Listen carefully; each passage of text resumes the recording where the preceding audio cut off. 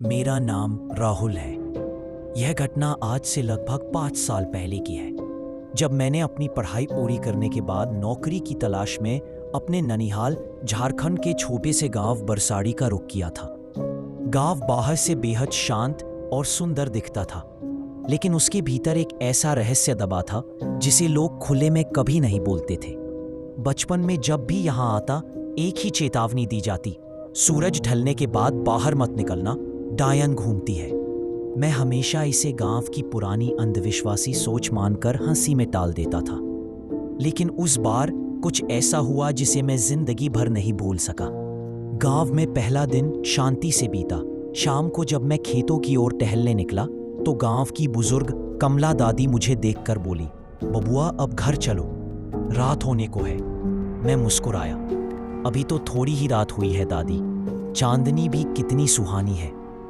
कमला दादी की आंखें पल भर को ठहर गई। यही चांदनी उसकी पसंदीदा है, मत रहो बाहर। उनके चेहरे की गंभीरता ने माहौल बदल दिया और मैं बिना कुछ बोले घर लौट आया। उस रात करीब 2 बजे दरवाजे पर खटखट की आवाज हुई। मैं नींद में चौंक कर उठा।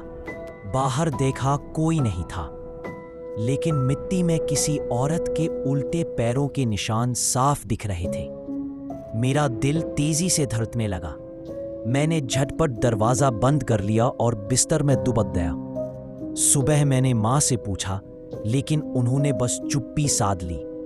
तभी कमला दादी धीरे से बोली, अब वक्त आ गया है तुझे सब बताने का। उन्होंने जो बताया उसने मेरी रूह जमा दी।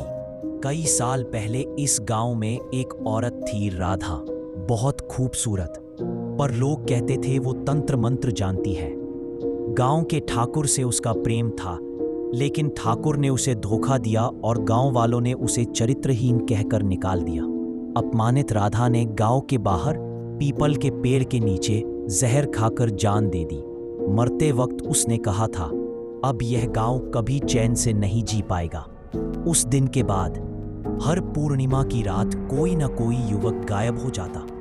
लोग कहते उसकी आत्मा अब डायन बनकर घूमती है। मैंने बात पर यकीन नहीं किया। ये सब अंधविश्वास है दादी, अब 21वीं सदी है, मैंने कहा। लेकिन अगली रात जब मैं नहाने के लिए बाहर के कुएं पर गया तो मुझे वो दिखी, सफेद साड़ी पहने, लंबे काले बालों वाली एक औरत। चेहरा बेहद सुंदर था, पर आंखें लाल, जैसे खून टपक रहा हो। मैंने डरते हुए पूछा, कौन हो तुम? उसकी धीमी आवाज गूंजी, लोग मुझे राधा कहते हैं। मेरा शरीर कांप उठा। मैं दौड़कर घर की ओर भागा, लेकिन दरवाजा अंदर से अपने आप बंद हो गया। पीछे मुड़कर देखा, वो औरत हवा में तैर रही थी। उसके पैर उल्टे थे। तू खुद मेरे पास आया है, अब कहाँ जाएगा?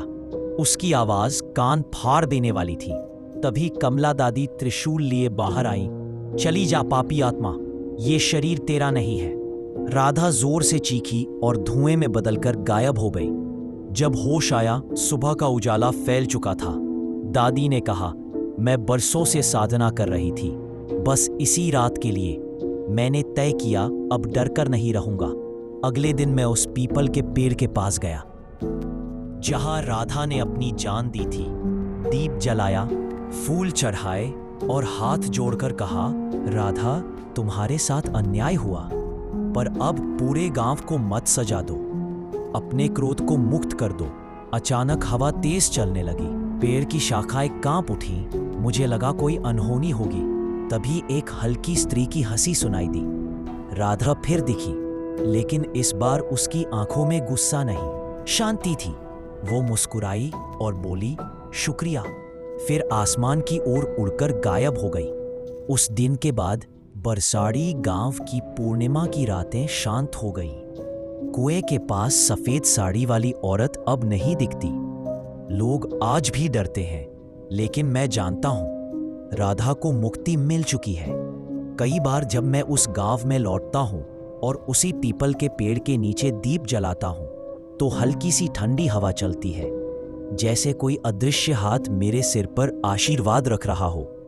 और तब मुझे एहसास होता है कुछ आत्माएं तब तक भटकती हैं जब तक उन्हें कोई समझ नहीं पाता। तो दोस्तों, अगर आपको ये कहानी अच्छी लगी तो वीडियो को लाइक करना मत भूलना और चैनल को सब्सक्राइब कर लेना। ऐसी डरावनी कहानियां सुनने के लिए जुड़े रहें प्रेतस्या से।